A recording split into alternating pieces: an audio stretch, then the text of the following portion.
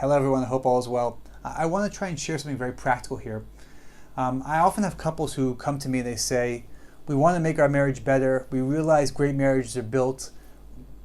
Give us some practical advice as far as how we can get to the next stage. And we realize we have to do something proactive in order to get our marriage from point A to point B, and therefore, what's some practical advice? And obviously each couple is different and the things that couples need to work on are different, but I want to tell you three general things that I find can be very helpful when you have couples that are trying to work on something together. There are three things. Number one is I always find do one thing at a time. Don't try and do too many things at a time.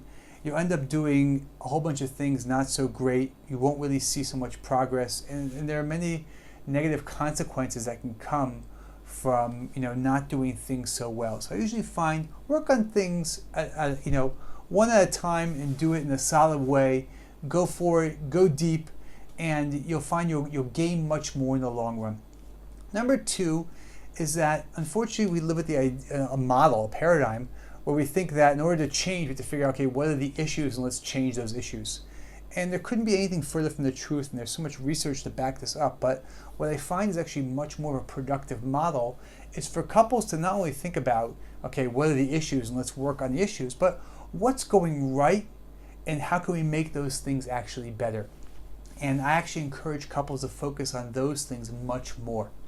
Number three is that whatever you're working on, a negative thing, a positive thing, always engage yourself in the world of marriage education on that particular topic when you are working on that thing. There's so much out there in the world of social media, research, seminars, that whatever thing you and your spouse are working on together, that you should be gaining more information about it, more insight into it, more practical skills. There's so much out there. There's no reason for you to be going through it alone.